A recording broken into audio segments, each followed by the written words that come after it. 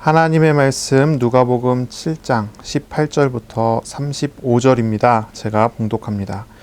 요한의 제자들이 이 모든 일을 그에게 알리니 요한이 그 제자 중 둘을 불러 주께 보내어 이르되 오실 그이가 당신이오니까 우리가 다른 일을 기다리오리까 하라 하매 그들이 예수께 나와 이르되 세례 요한이 우리를 보내어 당신께 여쭈어 보라고 하기를 오실 그이가 당신이오니까 우리가 다른 일을 기다리오리까 하더이다 하니 마침 그때 예수께서 질병과 고통과 및 악귀 들린 자를 많이 고치시며 또 많은 맹인을 보게 하신지라. 예수께서 대답하여 이르시되 너희가 가서 보고 들은 것을 요한에게 알리되 맹인이 보며 못 걷는 사람이 걸으며 나병 환자가 깨끗함을 받으며 귀먹은 사람이 들으며 죽은 자가 살아나며 가난한 자에게 복음이 전파된다 하라. 누구든지 나로 말미암아 실족하지 아니하는 자는 복이 있도다 하시니라. 요한이 보낸 자가 떠난 후에 예수께서 무리에게 요한에 대하여 말씀하시되 너희가 무엇을 보려고 광야에 나갔더냐? 바람에 흔들리는 갈대냐? 그러면 너희가 무엇을 보려고 나갔더냐? 부드러운 옷 입은 사람이냐? 보라, 화려한 옷을 입고 사치하게 지내는 자는 왕궁에 있느니라. 그러면 너희가 무엇을 보려고 나갔느냐? 선지자냐? 옳다. 내가 너희에게 이르노니 선지자보다도 훌륭한 자니라. 기록된 바 보라, 내가 내 사자를 내 앞에 보내로니 그가 내 앞에서 내 길을 준비하리라 한 것이 이 사람에 대한 말씀이라. 내가 너희에게 말하노니 여자가 낳은 자 중에 요한보다 큰 자가 없도다. 그러나 하나님의 나라에서는 극히 작은 자라도 그보다 크니라 하시니 모든 백성과 세리들은 이미 요한의 세례를 받은지라. 이 말씀을 듣고 하나님을 의롭다 하되 바리새인과 율법교사들은 그의 세례를 받지 아니하므로 그들 자신을 위한 하나님의 뜻을 저버리니라. 또 이르시되 이 세대의 사람을 무엇으로 비유할까?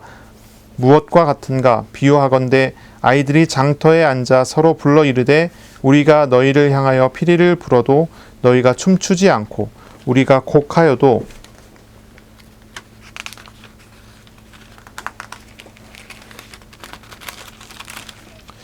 너희가 울지 아니하였다 함과 같도다. 세례 요한이 와서 떡도 먹지 아니하며 포도주도 마시지 아니하며 너희 말이 귀신 들렸다 하더니 인자는 와서 먹고 마시며 너희 말이 보라, 먹기를 탐하고 포도주를 즐기는 사람이요 세리와 죄인의 친구로다 하니 지혜는 자기의 모든 자녀로 인하여 옳다함을 얻느니라. 아멘. 오늘 말씀은 누가복음 7장 18절부터 35절입니다. 세례 요한과 예수님이라는 제목으로 우리가 함께 말씀을 나누겠습니다. 세례 요한은 하나님께서 부르신 가장 큰 선지자예요. 다른 선지자들은 예수님에 대해서 이제 저 멀리 어렴풋이 보이는 그런 예언과 그런 말씀과 그리고 예수님의 예표로서의 어떤 사역들을 했다면 세례 요한은 직접적으로 예수님의 길을 준비했고 예수님의 길을 닦았던 바로 그런 사람이죠. 이 세례 요한에 대한 예언들을 이렇게 찾아보면 세례 요한은 어떤 사람이냐면 엘리야라고 했어요. 엘리야. 구약의 선지자 중에 가장 큰 영향력을 미쳤고 또 큰 선지자, 큰 사역을 했던 선지자라고 하면 우리가 엘리야라고 알잖아요. 엘리야와 엘리야의 제자 엘리사. 우리가 이 말씀들을 나누었던 기억나죠? 지난주 우리 읽었었던 것도 기억나죠? 엘리야와 엘리사의 사역이 그와 같았잖아요. 엘리사 때에 나아만 장군이 고침받은 것처럼 예수님께서 백부장의 종을 고쳐주시는 어떤 그런 모양. 엘리야가 사르밧 과부의 아들을 살렸던 것처럼 우리가 지난주에 읽었던 본문이죠. 예수님께서 나인 과부의 아들을 살리셨잖아요. 그래서 이 선지자로서의 부름을 어떤 선지자로서 그 예수님께서 선지자라고 하는 그런 이름을 받게 되어지는 그런 장면이잖아요. 바로 그런 다음 장면에 어떤 내용이 나오냐면 오늘의 본문 세례 요한의 제자들이 예수님께 찾아오는 그런 장면이 나온 거예요. 18절 한번 볼까요? 18절에 읽어보세요. 시작. 요한의 제자들이 이 모든 일을 그에게 알리니 라고 했어요. 예수님께서 큰 선지자라는 어떤 그런 명칭을 받으신 것, 그리고 나인성 과부의 아들을 살리신 것, 백부장의 종을, 이방인 백부장의 종을 치유하신 것, 뭐 이런 소문과 이런 내용들이 이제 요한에게 알려지게 된 거예요. 이 당시에 요한은 어디에 있냐면 이제 감옥에 있는 그런 상황이거든요. 세례 요한이 하나님의 말씀을 증거하고 또 왕의 죄를 지적하다가 왕에 의해서, 헤롯 왕에 의해서 감옥에 갇혀져 있는 바로 그런 상황이에요. 그런 상황에서 세례 요한이 바로 이런 소식을 듣게 됩니다. 세례 요한이 이런 소식을 듣게 된 이 상황은 또 세례 요한이 굉장히 낙심해 있는 그런 상황이었어요. 이 세례 요한은 참 재미있게도 엘리야의 길을 이렇게 쭉 따라가거든요. 엘리야 선지자의 가장 대표적이고 큰 사역이 무엇이었습니까? 갈멜산에서의 싸움이었잖아요. 우리 어린이들 갈멜산에서의 싸움 기억나세요? 갈멜산에서의 싸움. 북이스라엘의 우상 숭배가 굉장히 심해지니까 하나님께서 경고하시고 3년간 비를 내리지 않아요. 이 아합왕과 이세벨 이 왕비가 하나님을 섬기지 않고 이제 우상을 섬기는 거예요. 그때 하나님께서 엘리야 선지자를 통해서 경고하시고 비가 오지 않을 것이다, 가뭄이 들 것이다 경고하시고 그런 일이 벌어졌죠. 3년간 비가 오지 않은 상황에서 3년 후에 하연아 들어가세요. 3년 후에 어떤 일이 벌어집니까? 이제 엘리야가 이제 이 우상의 선지자들과 대결을 하게 되는 거예요. 그래서 바알의 선지자와 아세라의 선지자 400명과 450명, 총 850명과 엘리야 선지자와의 대결이 시작이 되죠. 이제 갈멜산에서 제단을 만들어 놓고 거기에서 이제 제물을 각을 떠서 올려놓고 불로써 그 제물이 받아진 신이, 불로써 그 제물을 받는 신이 진짜 신이다라고 하는 그런 대결을 했을 때 어떻습니까? 바알과 아세라 선지자가 그 우상에게 축제를 벌이고 불로써 응답을 달라고 난리를 치고 850명이 그 난리를 치고 자해를 하면서까지 막 이렇게 난리를 쳤을 때 불로써 응답이 오지 않았죠. 하지만 엘리야 선지자는 제물에 각을 떠놓고 거기다가 물을 부었어요. 그리고서 거기서 하나님 앞에 기도하는데 하나님께서 불로써 응답을 주잖아요. 그래서 큰 승리를 엘리야 선지자가 맛보고 우상의 선지자 850명이 그 자리에서 죽게 되고, 그리고 난 다음에 엘리야 선지자를 통해 하나님께서 주시는 약속하시는 은혜대로 비가 오게 됐잖아요. 이런 어떤 하나님의 큰 승리가 나타났는데 그 승리 이후에 어떤 일이 벌어졌냐면 엘리야는 굉장히 낙심해서 도망을 가게 되는 거예요. 이세벨 왕비가 이 엘리야에게 편지를 보냈거든요. 협박하는 편지를 보냈거든요. 내가 반드시 너를 죽게 하겠다라고 하는 어떤 그러한 내용의 편지를 보낸단 말이에요. 그 편지를 받고 엘리야는 도망을 가요. 그래서 북이스라엘에서부터 출발해서 남쪽 유다의 끝이었었던 부엘세바까지 가고, 그 부엘세바에서도 또 출발해서 하룻길을 가서 광야로 들어가서 로뎀나무 밑에 누워갖고 하나님께 나의 생명을 거두어 주십시오라고 요청을 하는 거예요. 이 엘리야 선지자는요, 갈멜산에서 승리했습니다. 하지만 북이스라엘의 우상은 없어지지 않았어요. 권력을 잡고 있는 이세벨 왕비는 오히려 우상을, 하나님께서 승리하신 걸 보고 자신을 회개하고 하나님께 돌아오지 않고 오히려 우상을 더 세우기 위해서 이 엘리야를 죽이겠다고 협박을 하는 거예요. 살해 협박을. 이 엘리야는 큰 승리를 거뒀지만 이 엘리야는 자신의 어떠한 최선을 부정당한 것 같았겠죠. 하나님께서는 그런 상황에서도 침묵하고 계시는 것 같았고요. 이세벨의 우상숭배와 위협이 계속된다는 그 사실을 보았기 때문에 엘리야는 낙심하고 절망해서 하나님께 죽여달라고 가게 된 거예요. 그래서 엘리야는 광야로 가서 누웠어요. 낙심하여 죽기를 구하고 누워만 있었습니다. 그런데 하나님께서 엘리야를 버려두지 않았죠. 천사를 보내서 물과 떡을 먹게 하셔요. 그리고 엘리야에게 말씀하시기를 바알에게 무릎 꿇지 않은 7,000명이 준비되어 있다고 하는 말씀을 주세요. 엘리야는 하나님의 도우심을 받고 하나님의 위로를 받아요. 말씀을 받았어요. 그리고 하나님의 섭리를 깨닫고 주권을 깨닫고, 그래, 내 생각과 내 판단이 아니라 하나님의 뜻과 하나님이 하시는 일이 있다라는 것을 깨닫고 다시는 이제 낙심하지 않으려고 하고 사명을 다하기 위해서 이 길을 떠나고 일을 하는 거죠. 그리고 이 엘리야는 결국 어떻게 됩니까? 이 엘리야는 죽음을 보지 않고 하늘로 승천해서 올라가는 그런 선지자의 대표 인물이 되어졌습니다. 엘리야는 죽지 않고 불말과 불병거를 타고 하늘로 그대로 올라갔잖아요.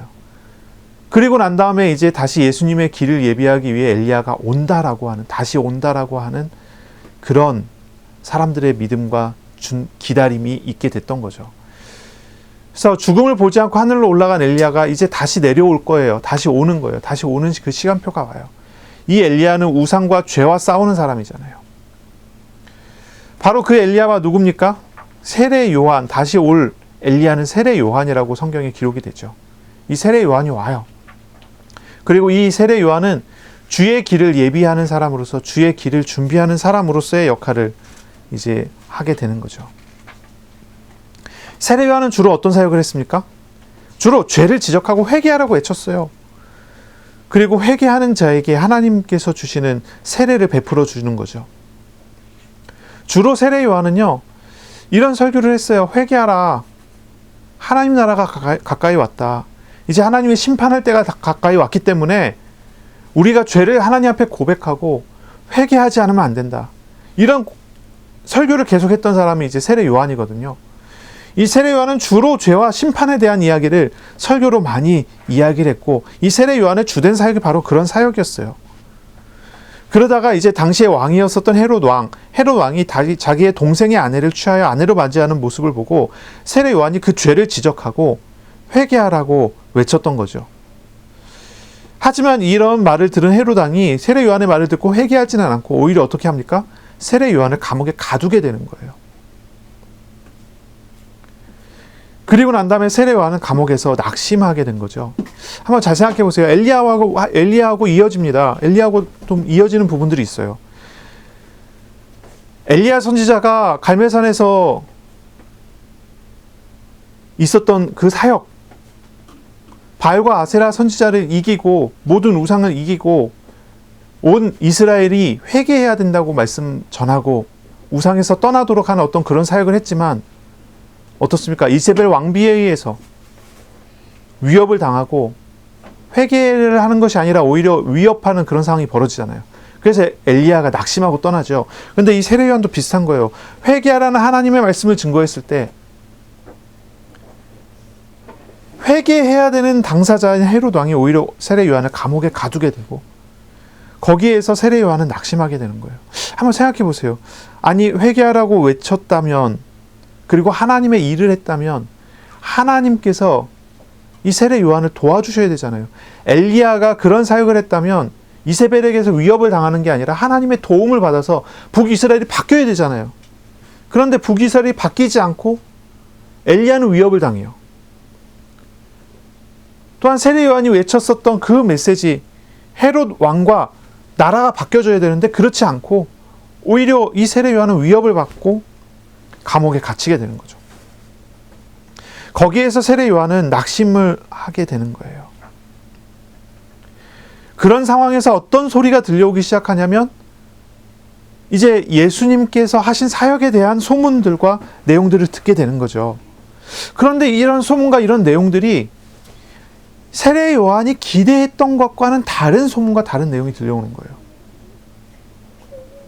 어떤 겁니까? 어떤 소문과 어떤 내용이 들려오나요? 예수님께서는 죄인에 대한 심판자로서 오셔서 심판하실 하나님이시다라는 또 그런 설교를 계속 했었잖아요. 이 세례 요한이 메시아께서 오셔서 하실 사역에 대한 이야기를 계속 했잖아요.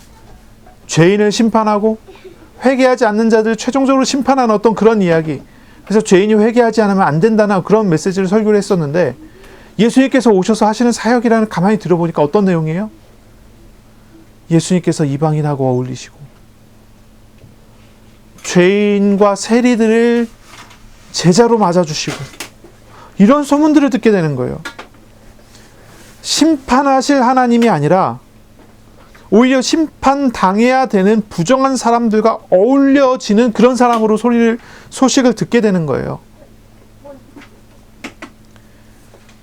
그래서 이 세례 요한 자신의 낙심되어 있는 그런 상황에서 제자를 보내서, 2명의 제자를 보내서 질문을 하게 만든 거죠. 어떤 질문입니까? 오실 그이가 당신입니까? 이런 질문을 하게 만드는 거예요. 오실 그이가 당신입니까? 예수님께서는 이 질문을 들으셨습니다. 오실 그이가 당신입니까? 우리가 다른 일을 기다리오리까? 이런 질문을 들으시고 예수께서는 이 2 제자에게 어떤 것을 보여주십니다. 어떤 걸 보여주셨을까요? 대답을 하셨을까요? 맞다, 내가 오실 그이다, 이렇게 말씀하셨을까요? 예수님께서는 말보다 표적을 보이셔요. 말보다 표적을 보이세요. 21절에 마침 그때 예수께서 질병과 고통과 및 악기 들린 자를 많이 고치시며 또 많은 맹인을 보게 하신지라. 표적들을 보이시고 표적들을 나타내시는 거예요. 말로 대답하지 않고 표적으로. 22절에 예수께서 대답하여 이르시되 너희가 가서 보고 들은 것을 요한에게 알리되 맹인이 보며 못 걷는 사람이 걸으며 나병한 자가 깨끗함을 받으며 귀먹은 자가 들으며 죽은 자가 살아나며 가난한 자에게 복음이 전파된다 하라. 누구든지 나로 말미암아 실족하지 아니하는 자는 복이 있도다. 이렇게 말씀을 하시는 거예요.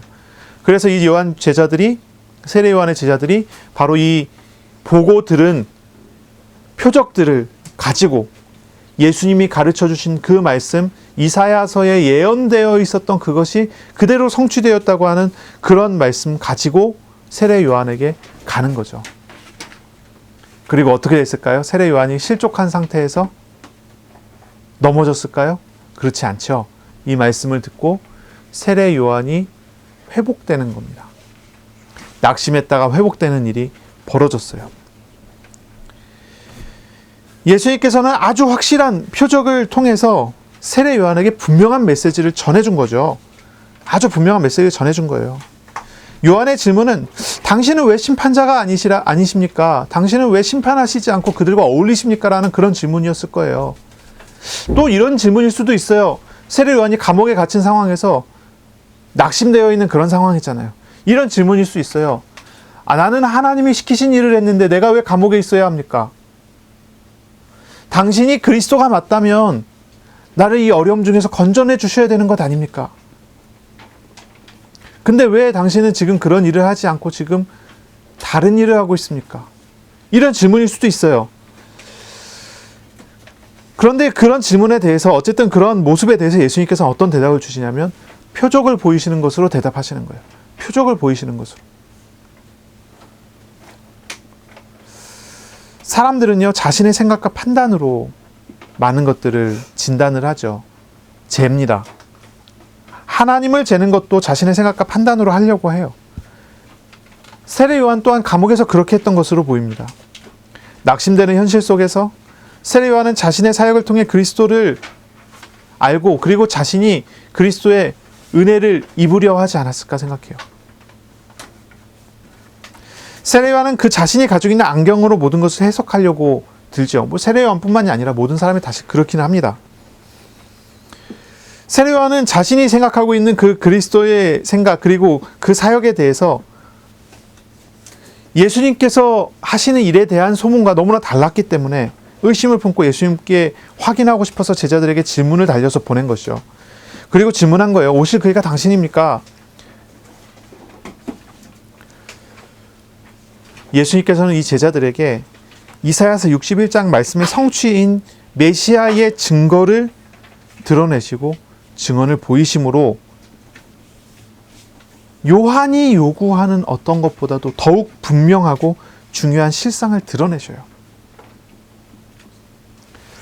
우리 어린이들이 낙심할 수 있어요. 어느 날 어느 날 낙심하고 나는 너무 지금 어렵고 힘든데 하나님 날 도와주시지 않고, 난 지금 너무나 힘든데 하나님 나를 돌아보지 않고 내 기도에 응답하시지 않는 것 같고, 막 이런 날이 들 때가 있단 말이에요. 그러면 여러분, 너희들 그 어린이들 어떻게 기도할 것 같아요? 하나님, 내가 지금 이런 어려운 상황에, 내가 지금 이렇게 낙심되어 있는 상황인데 하나님 왜 나를 구원해 주지 않습니까? 내가 왜 이렇게 어려움 당해야 됩니까? 내가 주님 따라간다고 따라가고 있었는데 내가 이렇게 어려움 당해야 되는 이유가 있습니까? 기도할 거 아니에요. 근데 그런 상황에서 하나님께서 우리에게 뭘 보여주시는 거예요? 말씀으로 막 하시기보다 표적을 우리에게 드러내셔서 뭐라고 얘기하시냐면, 우리와 함께 하시는 분이 예언된 바로 그 그리스도다라는 것을 보여주는 거예요. 우리는 종종 현실에 얽매일 때가 너무 많아요. 내 눈앞에 보이는 일과 내 눈앞에 보이는 문제와 내 눈앞에 보이는 어떤 것에 얽매일 때가 많단 말이에요. 그런데 우리 주님께서는 우리에게 그 현실에 대한 해답이 아니라, 그 현실에 대한 응답이 아니라, 우리에게 오신 하나님이, 내게 오신 예수님이 어떤 분인지를 가르쳐 주신단 말이에요. 왜 그렇죠? 우리에게 오신 예수님, 우리에게 오신 하나님이 그 현실보다도 훨씬 크신 하나님이라는 걸 알려 주시는 거예요. 그리고 내가 지금 당해져 있는 어려움이라는 것은 하나님의 섭리 중에 있는 어려움이라는 것을 가르쳐 주시는 거예요. 예수님께서 세례 요한을 위로할 수 있어요. 예수님께서 세례 요한을 위로하는 여러 방법이 있을 수 있어요. 어떤 기적을 통해서 감옥에서 끄집어낼 수도 있잖아요. 그렇죠? 아니면 그것이 아니라도 세례 요한의 마음과 생각을 하나님께서, 예수님께서 다스리는 어떤 그런 방법일 수도 있어요. 예수님께서는 어떤 방식으로 위로를 하고 어떤 방식으로 어떻게 사역하실 수 있지만, 예수님께서 하신 방식, 예수님께서 보이신 것은 그런 게 아니에요. 세례 요한에게 가르친 건 한 가지예요. 예수님이 누구인지, 어떤 분인지, 실상이 무엇인지예요. 어느 날 굉장히 낙심되어서 한 사람이 저에게 찾아왔어요. 굉장히 낙심돼서 찾아왔어요. 상담을 요청하는 거죠. 내가 지금 이렇습니다. 내가 지금 어렵습니다. 어떻게 해야 될까요? 저에게 방법을 물어보기 위해서 찾아온 거예요. 그래서 방법을 물어보는 거예요. 어떻게 해야 됩니까? 저렇게 해야 됩니까? 그렇게 해야 됩니까? 이제 그런 걸 이제 물어보는 거죠. 저에게 해답을 요구한 거예요. 응답을 요구한 거예요. 선택해야 되는 거예요. 굉장히 낙심돼 있어요.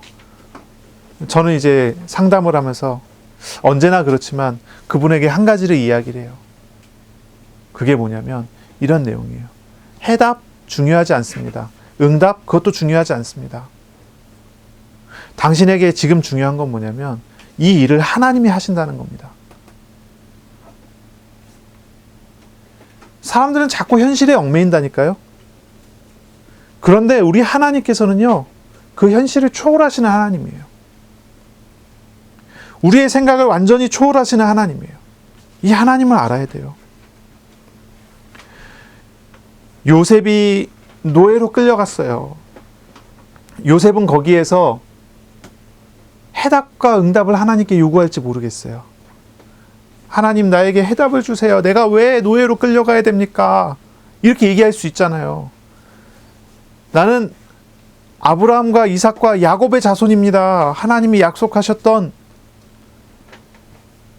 그런 복된 가족이어야 합니다. 내가 왜 지금 이 자리에 노예로 팔려와야 됩니까? 막 낙심할 수도 있어요. 그리고 낙심되는 상황에서 요셉이 요구하는 게 어떤 걸까요? 포로에서 해방되게 해주십시오. 그런 거 아니겠어요? 그런데 우리 하나님의 요셉에게 주신 해답은 그게 아니에요. 하나님께서 요셉에게 주신 해답은 그게 아니에요. 하나님께서 요셉에게 주신 은혜는 그게 아니란 말이에요. 문제의 해결이 아니에요. 문제에 대한 응답이 아니에요. 우리 주님께서, 하나님께서 요셉에게 주신 해답은 포로 중에 함께 하심이에요.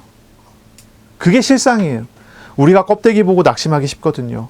그러나 우리 주님께서 우리에게 주시는 실상은 껍데기가 아니라 그 알맹이 속에 있어요. 이거가 중요한 거예요. 이게 중요한 거예요. 세례 요한은 감옥에 가둬져 있어요. 낙심했어요. 하나님의 일을 하다가 감옥에 들어갔어요. 하나님께서 구원해 주시지도 않는 것 같아요. 변화가 되지 않아요. 어려워요. 그런 상황에서 내가 지금 무엇을 믿고 무엇을 따라가야 됩니까? 의심이 들었어요. 예수님이 그리스도라는 걸 믿지만, 예수님이 그리스도라는 사실을 알고 있지만 의심이 들었어요. 예수님에 대한 다른 소식을 들었단 말이에요. 그래서 제자를 보내서 알아오라고 하는 거죠. 근데 거기에 대한 주님의 대답은 뭐라고요? 예수님이 누구신지 표적을 드러내셔요. 표적을 보이세요. 성경에 예언된 바로 그 메시아로서의 모습을 보이세요. 세례 요한은 심판자의 예수님을 기대했는데 예수님은 그렇지 않고 구원하시는 하나님으로서의 역사를 보이시고 나타내셨단 말이에요. 세례 요한은 바로 이 예수님으로 인하여 실족하지 않게 되는 거죠. 23절에 누구든지 나로 말미암아 실족하지 아니하는 자는 복이 있도다 하시니라. 예수님께서 세례 요한에게 주시는 그 메시지가 세례 요한을 실족하지 않고 세례 요한이 자기의 일을, 사명을 끝까지 감당하게 하는 그런 일이에요. 엘리야에게 주신 하나님의 말씀은 무엇이었습니까? 바알에게 무릎 꿇지 않은 7,000명이 예비되어 있다는 그런 말씀이었어요. 바알에게 무릎 꿇지 않은 7,000명이 준비되어 있다는 것이 엘리야에게 주신 말씀이었어요. 그래서 엘리야가 낙심 중에 다시 일어나서 하나님의 일을 했죠. 엘리야는 자기가 봤을 때 절망스러운 거예요. 하나님 믿고 하나님의 선지자라고 하는 사람들은 북이스라엘에서 다 죽임을 당했거든요. 전부 다 죽임을 당했어요. 엘리야도 또한 도망쳐 왔어요. 이제 더 그 나라는 더 이상 소망이 없고 희망이 없다고 생각했어요. 그러나 하나님께서 보이신 실상은 뭡니까? 하나님이 준비한 사람들이 거기 있다는 거예요. 그 말을 듣고 다시 시작을 해요. 세례 요한은 주님의 말씀을 듣고 다시 시작을 했을 거예요. 바로 예수님께서 그리스도의 사역과 그리스도의 일을 하신다는 것, 예수님께서 진짜로 그리스도의 일을 보이시는 하나님이시라는 것을 이 제자를 통해서 전달받고 들었기 때문이죠.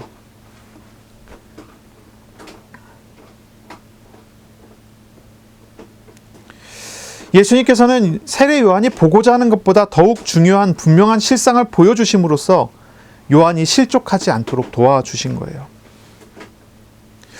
우리가 낙심되는 일을 만날 수가 있어요.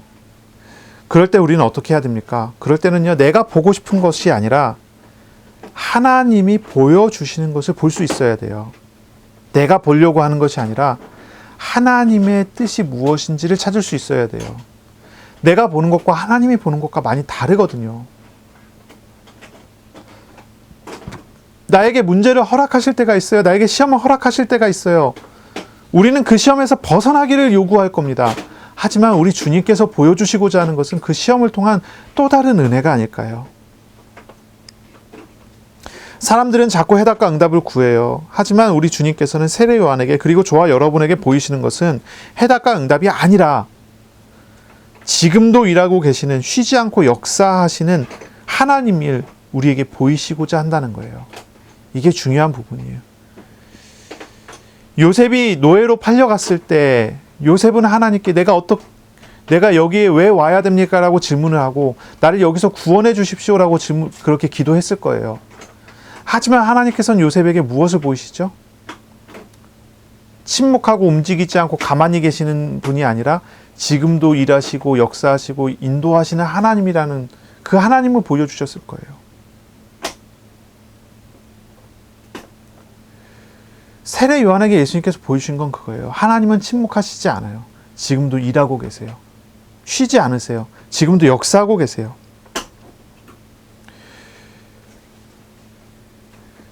바로 그 주님을 알아갈 때 그 주님으로 인하여 실족하지 않게 되는 그 사람이 복 있는 사람입니다. 참된 복은 우리 주님으로 인한 것이에요. 참된 복은 우리 주님으로 인한 거예요. 어떤 사람이 복 있는 사람이죠? 가난한 자. 가난한 자가 복 있는 사람이에요. 그 사람은 하나님의 나라를 볼 거예요. 하나님의 필요가 필요한 그 사람은 복이 있는 사람이에요. 지금도 쉬지 않고 일하시는 하나님의 역사 속에 서 있는 그 사람이 복 있는 사람이에요. 그러니 우리가 다시 질문해 봐야 되죠. 다시 생각해 봐야 돼요. 꼭 낙심하지 않았더라도 우리는 이런 질문을 해야 돼요. 낙심할 만한 그런 상황이 일어나지 않았다 하더라도 우리는 질문해야 돼요.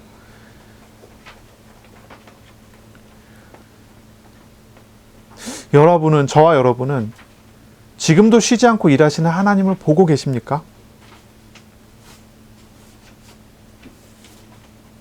아니면 내가 보고 싶은 것을 보며 그것에 의해서 휘둘리고 계십니까?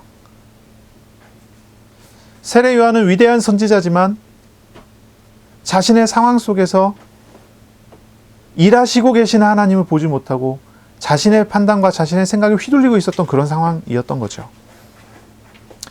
예수님께서는 이 요한에 대해서 이야기하기 시작합니다. 이 세례 요한의 제자들이 돌아가고 난 다음에 이 요한이 보낸 자가 떠난 뒤에 예수님께서 이 세례 요한에 대해서 제자들에게 말씀을 하세요. 이런 질문을 하십니다. 광야에는 무엇을 보려고 나갑니까? 라고 질문하세요. 광야에는 무엇을 보려고 나갔느냐? 너희가 무엇을 보려고 광야에 나갔더냐? 이 질문을 3번을 반복해서 하세요. 3번을 반복하신다는 얘기는 히브리인들 또 헬라 이 어법에 의하면 반복은 강조예요. 우리는 좋다,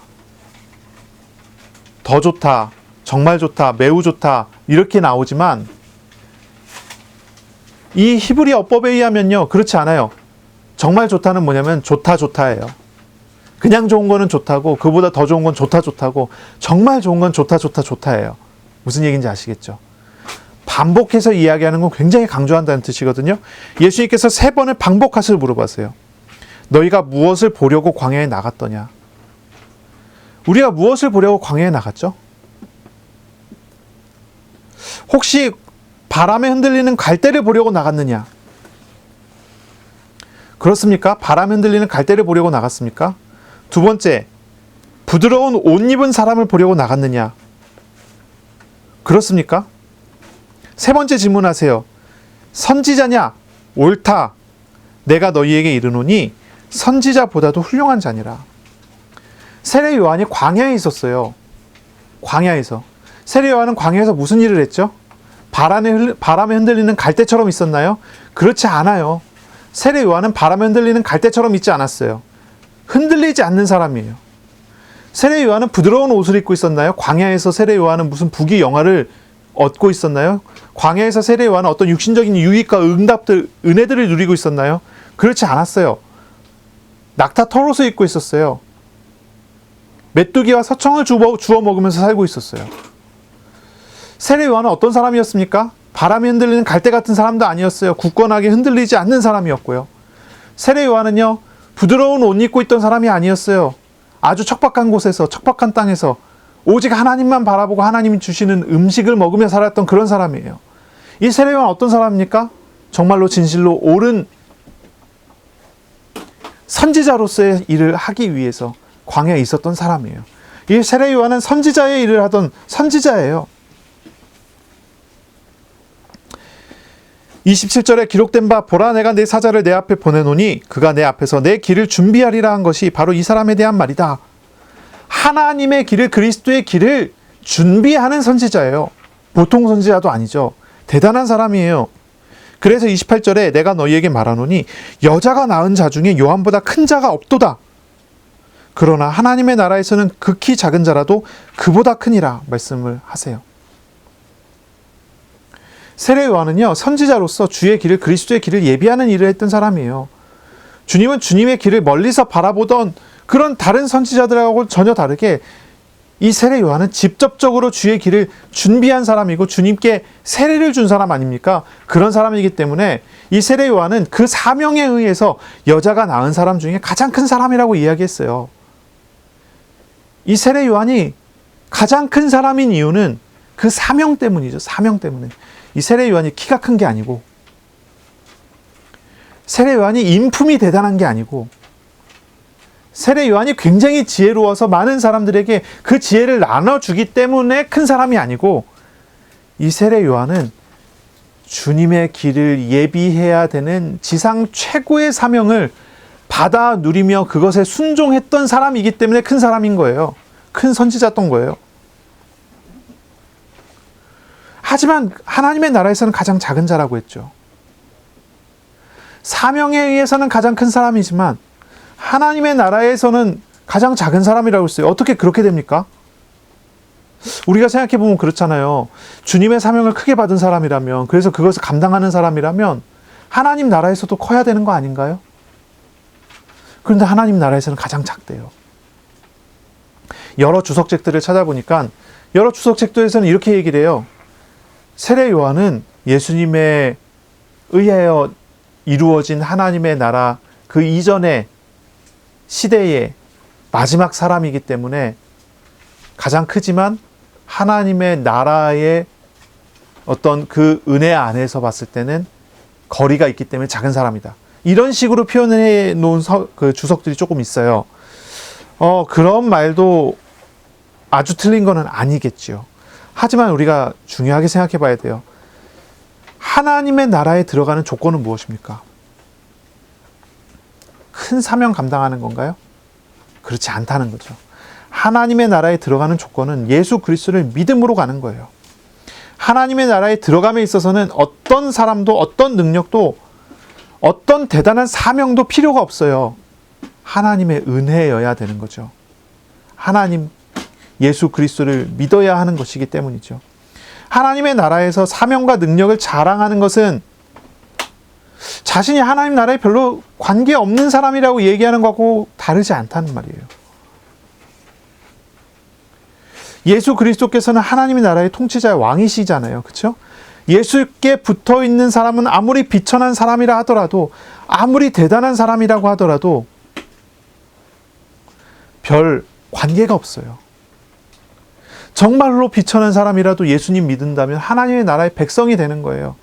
그 사람은 얼마나 하나님 나라에서 크고 작고 가치가 있는 사람이겠습니까? 그 사람은 아무리 비천한 사람이라 하더라도 예수님께서 십자가에 죽으실 만큼 가치를 가진 사람이에요. 세례 요한은 큰 사명을 가졌기 때문에 이 세상에서는 누구보다도 큰 사람인 게 맞아요. 하지만 이 세례 요한은 그 사명에 의해서 큰 사람인 것이지 하나님의 나라에 들어갈 만한 어떤 그 잣대를 가지고 봤을 때는 그렇게 큰 사람으로 우리가 보기가 어려운 거죠. 비천하든지 크든지 그것이 별로 상관이 없는 거죠.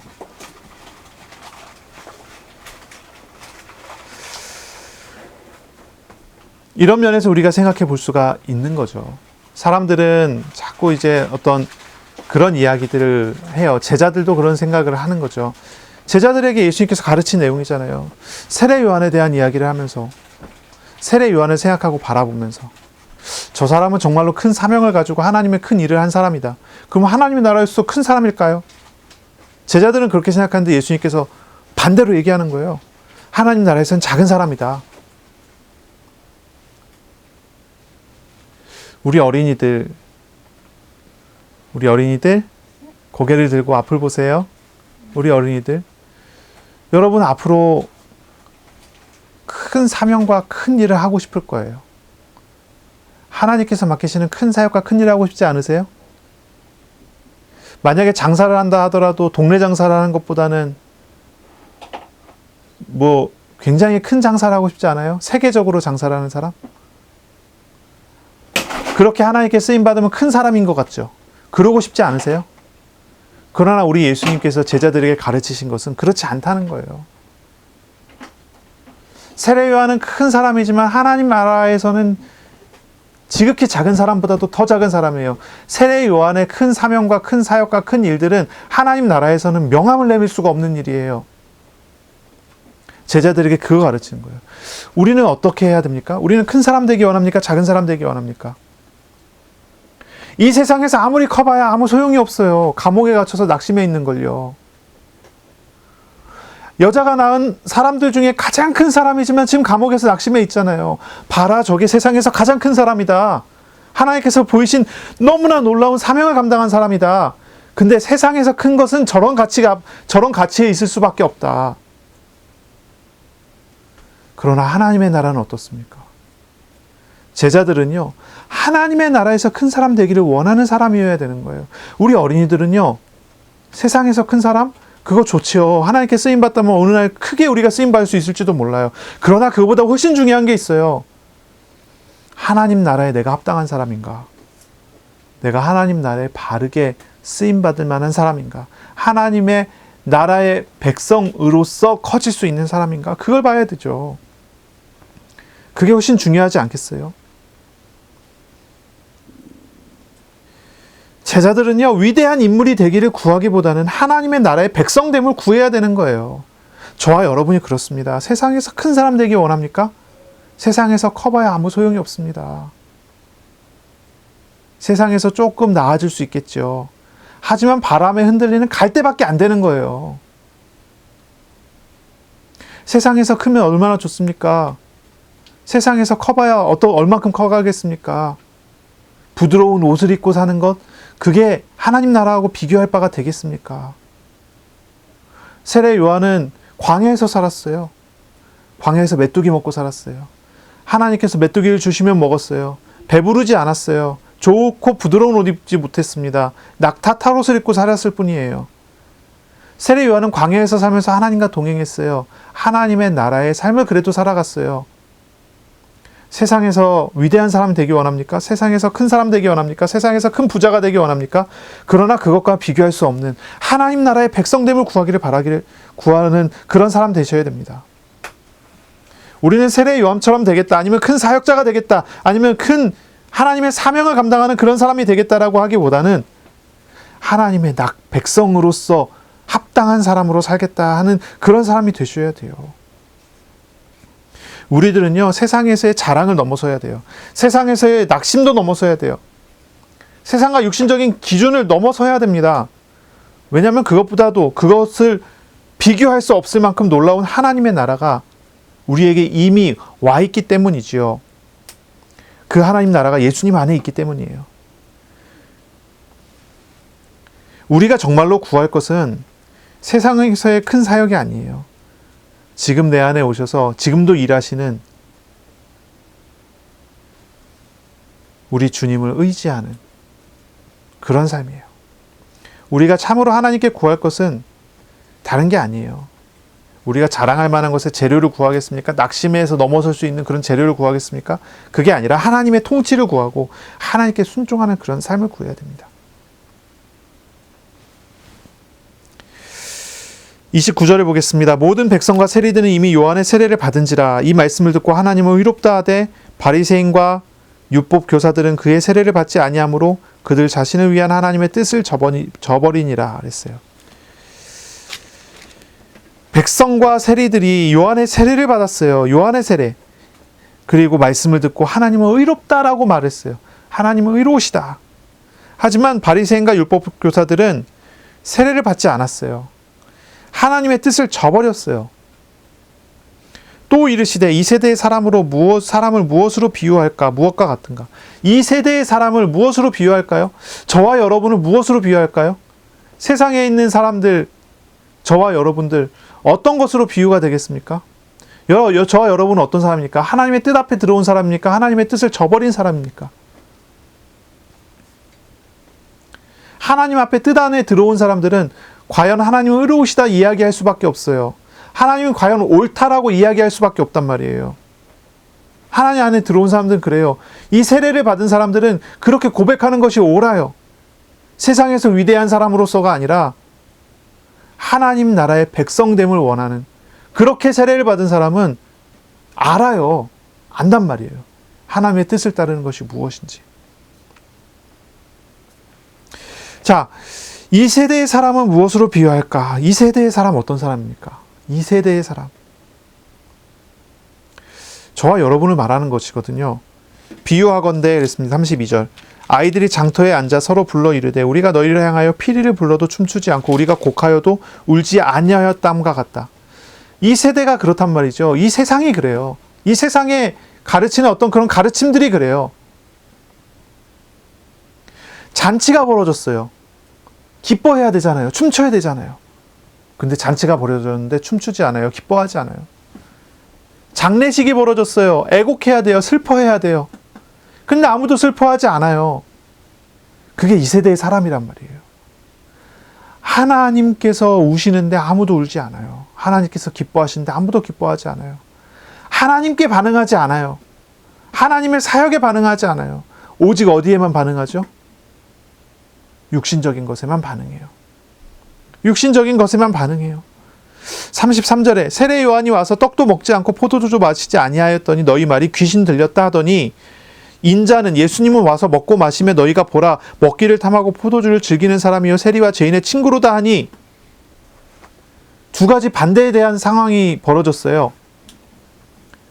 세례 요한은 먹지 않았단 말이에요. 그랬더니 귀신 들렸다고 했어요. 예수님께서는 드셨어요. 그랬더니 방탕하다고 했어요. 뭐가 옳습니까? 먹어야 됩니까? 먹지 말아야 됩니까? 이 세대의 사람들은요, 무지하고 변덕스럽고요. 이 세대의 사람들은요, 자신의 판단과 자신의 기준에 따라서 다 배척해요.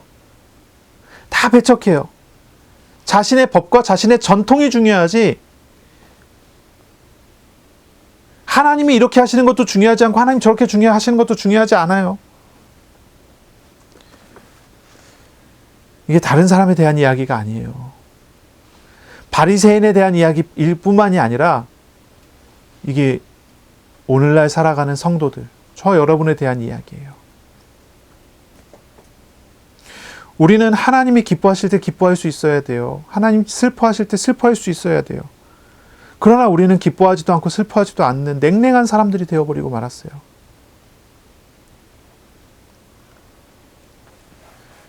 하나님 인격적으로 알아간다면 하나님의 기쁨에 우리가 함께 기쁘고 하나님의 슬픔에 함께 슬퍼할 텐데 하나님이 인격적으로 알아가지 않아요.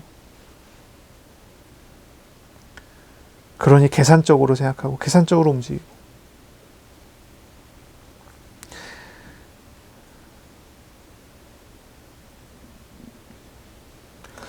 지혜는 자기의 모든 자녀로 인해 옳다함을 얻느니라 했어요. 지혜는 자신의 모든 자녀로 인하여 옳다함을 얻느니라. 이 지혜라고 하는 단어는 우리가 잠언에서도 읽었지만은 누굴 이야기합니까? 우리 하나님 얘기하잖아요. 그렇죠? 하나님은 언제나 우리 하나님은 언제 옳다함을 얻는다고요? 자신의 모든 자녀로 인하여 옳다함을 얻는다 그랬어요. 사람들의 기준은 자기의 판단이죠. 자기의 생각이죠. 어떤 전통과 율법이었었죠. 이제 뭐 바리새인 같은 경우는 율법이었고요. 다른 사람들은 자신의 어떠한 기준과 자신의 판단이죠. 하지만 하나님의 자녀들은요.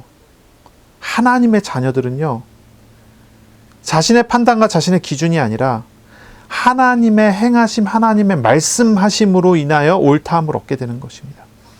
이 옳다함을 얻다는 것이 앞에 있는 것과 이제 대꾸가 되거든요. 우리가 앞에 읽었지만 어디입니까? 29절에 모든 백성과 세리들은 이미 요한의 세례를 받은지라 이 말씀을 듣고 하나님을 의롭다 하되 그랬어요. 백성과 세리들은요 요한의 세례를 받고 요한의 말씀을 듣고 하나님 의로우시다, 하나님이 옳다라고 이야기를 해요. 백성들은 세례받고 구원받고 하나님은 옳다라고 이야기하고 또 대꾸됐어요. 35절에 하나님께서는 자신의 모든 자녀들로 인하여 옳다함을 얻느니라. 우리들은 하나님의 은혜 받아서 하나님은 옳다라고 얘기하고 하나님께서는 하나님의 구원하신 자녀들로 인하여 옳다함을 얻으신대요. 이렇게 이야기를 해요. 하나님은 우리와 소통하기 원하시고 우리와 교제하기 원하셔요. 구원하신 하나님께서는 우리의 삶과 우리의 현실을 통해 그것을 이루어 나가시고 하나님의 의로움을 성취해 나가신다라고 말씀을 하세요.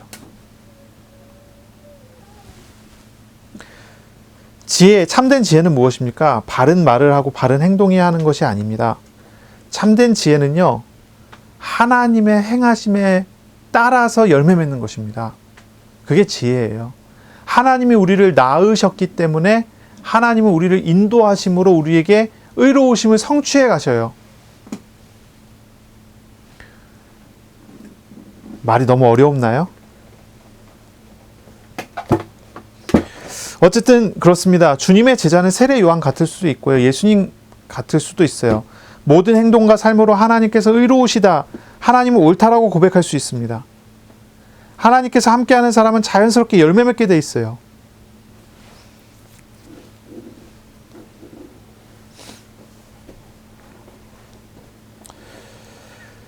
우리는 어떤 것보다도 중요한 한 가지 비밀을 가져야 되죠. 우리 다시 돌아가서 우리 좀 정리하자면, 오늘 너무 정리가 잘 안 돼요. 그렇죠? 오늘 분위기도 그렇고, 오늘 사람도 많이 이제 나오지 못하고 우리끼리 이제 앉아서 이제 예배해요. 영상으로 예배 드리시는 분도 있는데 좀 정리를 할 필요가 있겠어요. 우리는 무엇을 바라보고 무엇을 의지하며 살아가야 합니까? 무엇을 보고 무엇을 의지하며 살아가야 합니까? 지금도 일하시는 하나님 바라보며 살아가야 합니다. 낙심될 만한 일 우리의 가운데 있을 수 있습니다. 그러나 그 낙심 중에서 우리가 해답과 응답을 찾기보다는 지금도 일하시는 하나님께서 나와 함께 하심을 알아가야 합니다.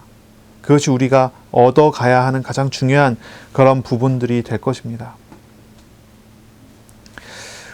우리는 세상의 것을 얻기보다는, 세상에서 위대한 사람이 되기보다는 하나님 나라의 백성됨을 추구하고 그것을 얻기로 살아가야 되는 그런 사람들입니다. 제자는 바로 그런 사람이에요. 세상에서 위대해지기보다는 하나님 나라의 백성답게 주님께 순종하는 삶을 살아가는 그런 사람이어야 합니다. 사실 우리는 무지하고 변덕스러운 그런 사람이지만, 그러나 주님께서 우리와 함께 하심으로, 우리는 우리와 함께 하시는 하나님으로 인하여 열매 맺는 삶을 살게 될 것입니다. 그런 사람으로서 살아가시기를 바랍니다. 우리는 우리 자신을 인도하시는 하나님을 보고 하나님의 백성된 삶을, 하나님의 뜻이 이루어지는 그런 삶을 살아가는 그런 주간 되시기를 바랍니다. 기도하겠습니다. 하나님 아버지, 오늘 우리에게 말씀하시고 우리에게 중요한 말씀, 지금도 일하시고 역사하시는 하나님에 대해서 말씀해 주시니 감사합니다. 우리를 인도해 나가시는 하나님을 바라보며 하나님 나라의 백성다운 그런 한 주간 되도록 은혜 내려 주옵소서. 우리를 통하여 옳다함을 얻으시는 하나님의 열매가 늘 맺어지는 한 주간 되게 하여 주옵소서. 감사하며 예수님 이름으로 기도합니다. 아멘. 우리 구주 예수 그리스도의 은혜와 하나님의 사랑하심과 성령의 교통하심이 이제로 영원까지 항상 함께 있을지어다. 아멘.